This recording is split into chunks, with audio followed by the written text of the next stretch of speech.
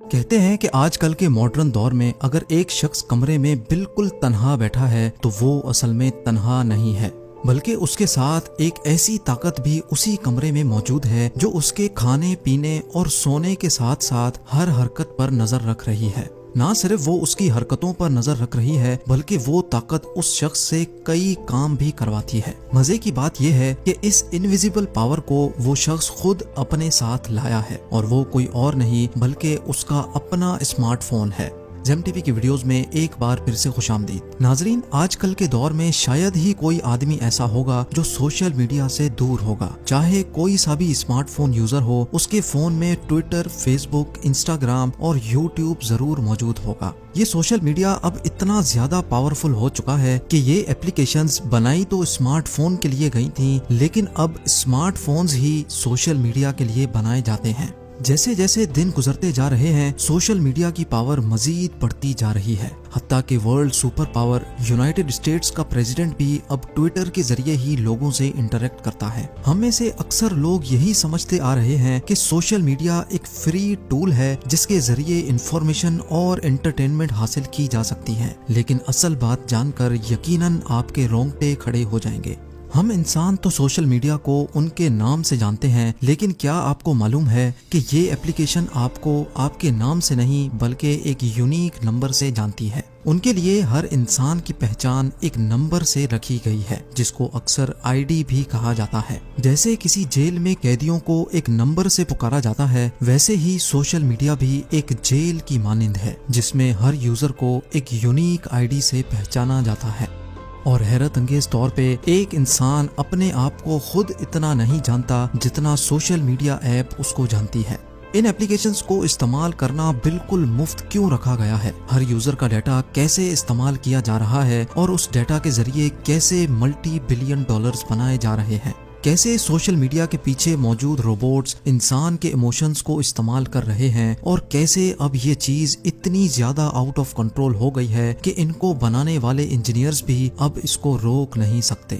یہ سب اور اس سے بھی زیادہ آپ جان سکیں گے آج کی اس ویڈیو میں۔ نمبر 1، سب سے پہلے ہم یہ جانتے ہیں کہ سوشل میڈیا ایپلیکیشنز اتنی ایڈکٹیو کیسے بنائی جاتی ہیں۔ ان کمپنیز کی بیک بون ایسے لوگ ہوتے ہیں جو لوگوں کی اٹینشن اپنی طرف ڈائیورٹ کرنے کے ماہر ہوتے ہیں، اور ان کو اٹینشن انجینئرز بھی کہا جاتا ہے۔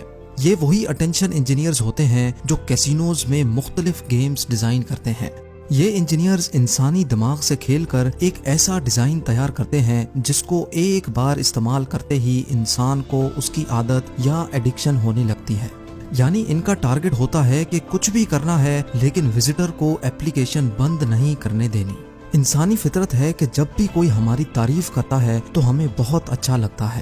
انسان کی اسی فطرت کا فائدہ اٹھا کر سوشل میڈیا پر لائک، ہارٹ یا تھمز اپ کا آپشن دیا گیا ہے۔ جب بھی ہم اپنی پکچر کسی سوشل میڈیا پلیٹ فارم پر اپلوڈ کرتے ہیں تو اپنی تعریف دیکھنے کے لیے یا پھر اپنی فوٹو پر لوگوں کا ریئیکشن دیکھنے کے لیے ہم بار بار فون کو اٹھا کر دیکھتے ہیں۔ اگر نہیں دیکھتے تو ہمیں یہ میسج کر کے بار بار اکسایا جاتا ہے کہ کسی نے آپ کی فوٹو کو لائک کیا ہے۔ یعنی جب ہم اپنے فون سے تھوڑا دور ہونا چاہتے ہیں تو ہمیں ایک خاص پلان کے تحت واپس اس کو اٹھانے پر اکسایا جاتا ہے۔ لیکن کیا آپ نے کبھی یہ بات نوٹس کی ہے کہ کیونکہ انسان کو اپنی برائی سننا بالکل بھی پسند نہیں ہے، اسی وجہ سے آپ کو کئی سوشل میڈیا پلیٹ فارم پر ڈس لائک یا پھر ہیٹ کرنے کا آپشن ہی نہیں ملے گا۔ جب ہم سوشل میڈیا پلیٹ فارمز استعمال کر رہے ہوتے ہیں تو ہمیں اس بات کا ذرہ برابر بھی علم نہیں ہوتا کہ ہمیں ایک پلان کے تحت پروگرام کیا جا رہا ہے۔ ہمارے نہ چاہتے ہوئے بھی ہمیں ہمارے انٹرسٹ کی ویڈیوز، فوٹوز اور ایونٹس دکھائے جاتے ہیں۔ یہ پوری کوشش کی جاتی ہے کہ ہم بس اسکرول کرتے جائیں اور ویڈیوز دیکھتے جائیں۔ اس کے ساتھ ساتھ انسان کی نیچر یہ بھی ہے کہ وہ ہمیشہ خود کو دوسرے سے کمپیئر کرتا ہے اور خود کو زیادہ اچھا بنانے کی کوشش بھی کرتا ہے۔ اسی وجہ سے خود کو مزید اسٹائلش دکھانے کے لیے سوشل میڈیا پر فوٹو فلٹرز انٹروڈیوس کروائے گئے۔ یعنی ریئل ورلڈ میں چاہے کوئی کیسا بھی ہو، سوشل میڈیا پر بے انتہا خوش دکھنا چاہیے۔ جب ہمارے فرینڈز ہماری لائف کا صرف وہی حصہ دیکھتے ہیں جس کو ہم نے فلٹرز لگا لگا کر اٹریکٹیو بنایا ہوتا ہے، تو وہ لوگ بھی اپنی تعریف سننے کے لیے ہم سے بھی زیادہ اٹریکٹیو فوٹو لگانے کی کوشش کرتے ہیں۔ बात अब यहाँ तक पहुँच चुकी है कि हम सिर्फ अपनी फोटो या वीडियो पर लाइक्स पाने के लिए ऐसे ऐसे एक्शंस करते हैं जो हम अपनी रियल लाइफ में करना अफोर्ड भी नहीं कर सकते। और ये सब कोई इत्तेफाक नहीं बल्कि ये एक प्लान्ड प्रोग्राम है जो हमसे करवाया जा रहा है। अब यहाँ एक सवाल उठता है कि अगर ऐसा होता भी है तो उससे क्या फर्क पड़ता है, आखिरकार हमारा अच्छा टाइम पास हो जाता है। बिल्कुल सही, वाकई सोशल मीडिया अच्छा टाइम पास करवाता है, लेकिन आपको ये जानकर हैरत होगी कि उनका मकसद भी यही है कि आपका अच्छा टाइम पास होता रहे और आप बार बार उनके प्लेटफॉर्म को विजिट करते रहें।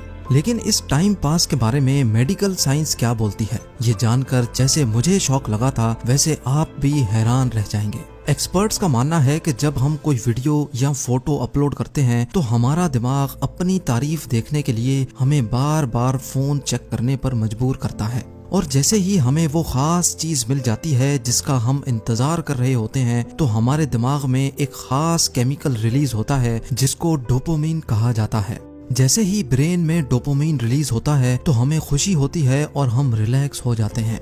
मेडिकल साइंस का मानना है कि सोशल मीडिया देखने से जो डोपामिन रिलीज होता है उसकी क्वांटिटी उतनी ही होती है जितनी कोकेन इस्तेमाल करने से रिलीज होती है। जब डोपामिन हमारी बॉडी में स्पाइक करता है तो उस वक्त हम बहुत खुश होते हैं, लेकिन जैसे ही उसकी क्वांटिटी वापस नॉर्मल हो जाती है तो हमें दोबारा से उसकी तलब होने लगती है।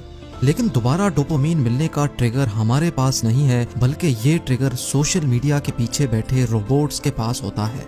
ये रोबोट डिसाइड करता है कि हमारी फोटो कब तक लोगों की फीड पर दिखानी है।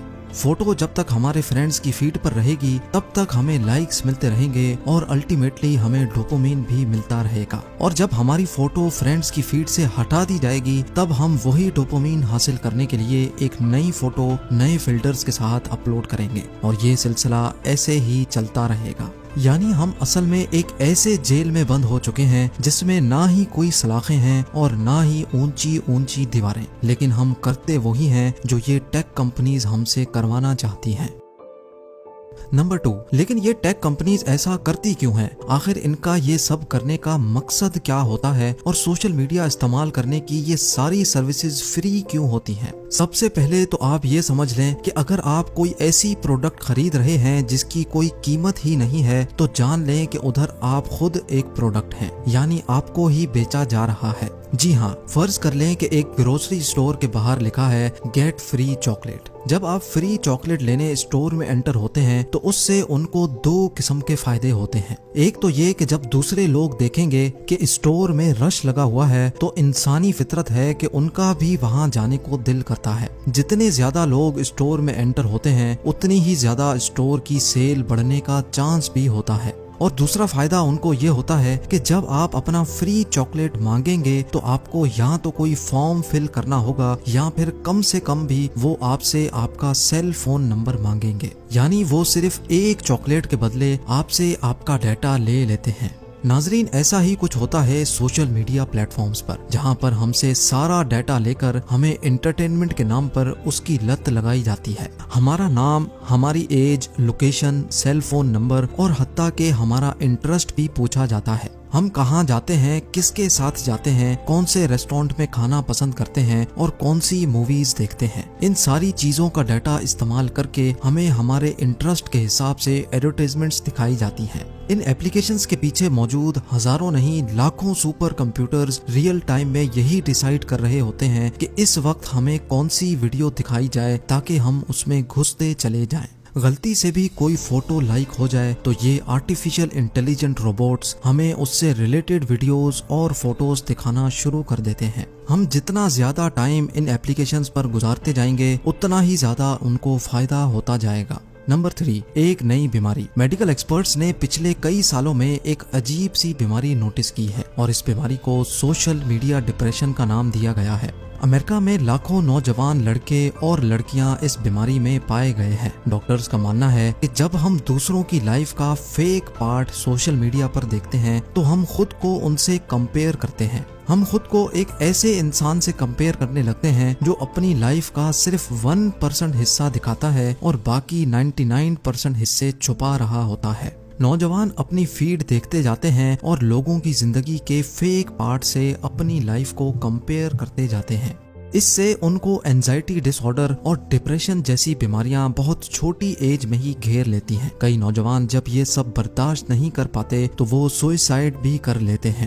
کیا آپ کو معلوم ہے کہ سوشل میڈیا کے آنے کے بعد صرف امریکہ میں سوئسائڈ کا ریشو 151% بڑھ چکا ہے اور جو مزید بڑھتا چلا جا رہا ہے؟ جن انجینئرز نے سوشل میڈیا کے پلیٹ فارمز پر دن رات محنت کر کے یہ روبوٹس تیار کیے تھے، ان کا کہنا ہے کہ ہمیں خود اس بات کا علم نہیں تھا کہ ایک دن یہ چیز اتنی بھیانک شکل اختیار کر لے گی۔ اب یہ معاملہ اتنا آؤٹ آف کنٹرول ہو چکا ہے، اتنی زیادہ نیگیٹیوٹی پھیل چکی ہے کہ اس کو اب انڈو کرنا پاسبل نہیں ہے۔ Mr. Zuckerberg, would you be comfortable sharing with us the name of the hotel you stayed in last night?